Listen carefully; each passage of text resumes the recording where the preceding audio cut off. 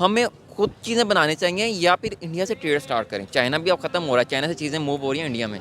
Saudi अरब को देख लें, उसके उससे मेडिसिन मांगने जा रहा है। एशिया को देख लें, वहाँ पर इंडियन कल्चर सिखाया जा रहा है। जापान जापान जैसे मुल्क में इंडियन के तराने गाए जा रहे हैं, तो हाँ, हमारा कहाँ है? हम कहीं भी नहीं है। मुसलमान कंट्रीज़ में मुसलमान का नाम नहीं है। अच्छा। आईफोन तीसरी बड़ी इंडस्ट्री लगाने जा रहा है और 65,000 जॉब्स दे रहा है बंदों को। और यूपी के अंदर 7.2 लाख करोड़ की इन्वेस्टमेंट होने जा रही है। इन फ्यूचर उससे भी ज़्यादा करेंगे। तो हम खुद को भी डिग्रेड नहीं कर रहे अल्हम्दुलिल्लाह कि अगर हमारी आर्मी है ना, ठीक है, हर बंदा यहाँ की वन मैन आर्मी है, ठीक है। तो थोड़े से सियासी हालात ठीक हो जाए ना, everything is okay in Pakistan. India के साथ हमारे हालात बेहतर होते हैं तो कोई दुनिया की इसमें कोई पावर नहीं है मुल्क में कि हम दोनों कंट्री से लड़ जाए।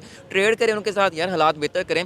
आप खुद सोशल मीडिया हो, यूट्यूब पे हो, आप अक्सर बात होती होगी इंडिया वालों से। वो लोग कहते हैं यार हमसे ज़्यादा वो हमसे प्यार करते हैं, हम उनसे ज़्यादा उनसे प्यार करते हैं। नहीं। तो इंडिया नरेंद्र मोदी के दौर में तकरीबन आजकल इकानमी के हालात में 5 नंबर पे तगड़ा मुल्क है। चाइना के बाद इधर बरसगीर में इंडिया जो है वाहिद मुल्क है जो चाइना को भी टक्कर देता है यूएसए की मदद से। तो इंडिया का तो बात ही नहीं कर, क्योंकि वो लोग अब हमें अपना दुश्मन भी नहीं मानते।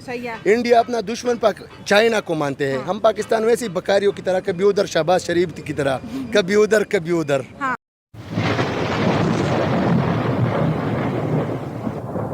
नमस्कार दोस्तों, क्या हाल है? होप करता हूँ कि आप ठीक होंगे और स्वागत करता हूँ आपका हिंदुस्तान डॉट में।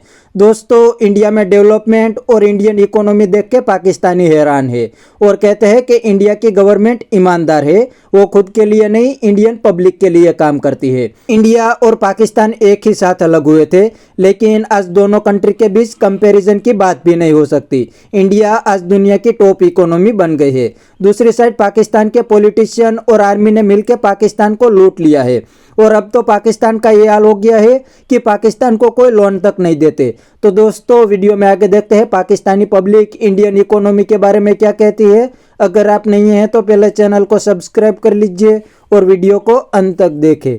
असल में इसके कुछ रीज़न ये हैं कि उस कौम का नज़रिया क्या था, उनकी आइडियोलॉजी क्या थी।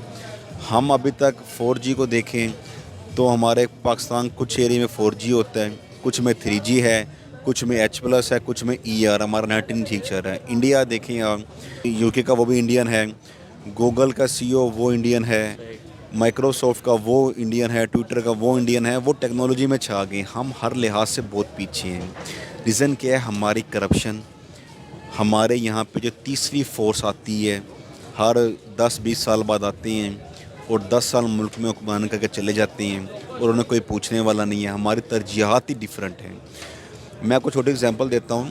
क्रिकेट मैच देखे ना कभी पाकिस्तान इंडिया का, मुझे तो इत्तेफाक हुआ इंडिया के स्पोर्ट्स चैनल पर क्रिकेट मैच देखने का।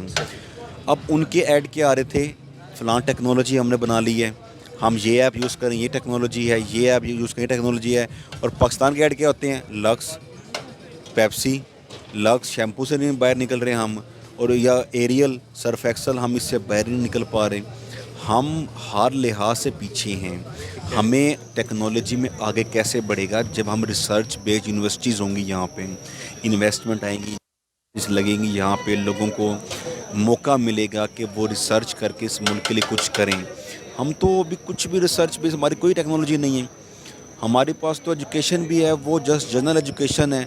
हमारे पास कितने स्कूल फिल एजुकेशन है हमारे पास। तो इसलिए हमें तो बहस से हम शर्मिंदगी का इज़हार कर सकते हैं और हमारा सिस्टम क्लैप्स कर चुके हैं, जिस वजह से हम इंडिया से हर लिहाज से पीछे हैं ना। हम इस खुश फहमी में रहे हैं ना जी कि हमारा माजी बड़ा अच्छा था, मुसलमान मुल्क बन गया, आज़ाद होगा, आगे हमारे क्या कंट्रीब्यूशन है। इंडिया आज पाकिस्तान 3 रुपये, इंडिया का 1 रुपया है। बांग्लादेश का 2.5% के बराबर हम लोग पहुँच गए हैं। हमारी नई इन्वेंशन क्या है? छोटी सी बात है, देखें हमने सबसे ज़्यादा 75 ईयर में ना सबसे ज़्यादा हमने इन्वेस्टमेंट किस पे की है? सबसे ज़्यादा हमने इन्वेस्टमेंट की है डिफेंस पे। अब डिफेंस है नॉट सेल फॉर है, यानी कि हमने सबसे ज़्यादा जिस चीज़ पे इन्वेस्टमेंट किया वो हम सेल ही नहीं कर सकते।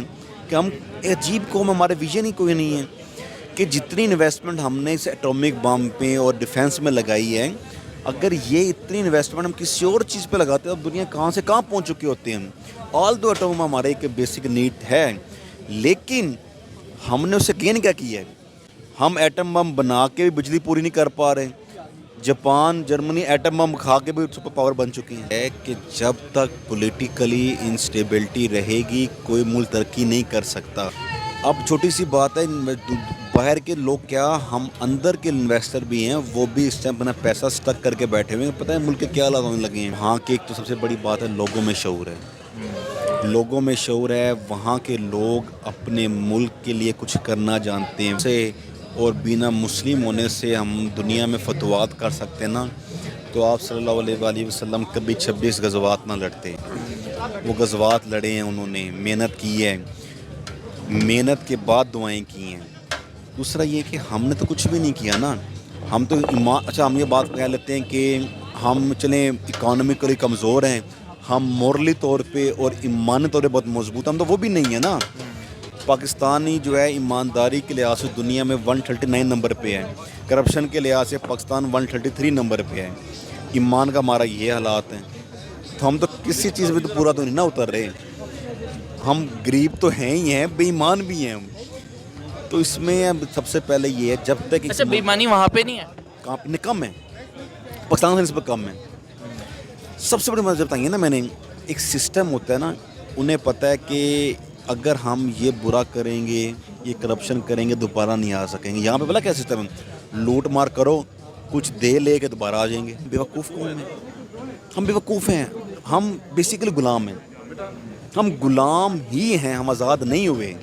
हम दिल को तसल्ली देने के लिए कह देते हैं कि हम बड़ी खुददार कौम है, अच्छी कौम है। ऐसे कहते हैं ना कि एक गरीब आदमी ना खुद को तसल्ली देने के लिए कहता है ना कि अमीरों को अक्सर ज़हनी सुकून नहीं मिलता, वो ये बात कह के अपने आप को तसल्ली देते हैं।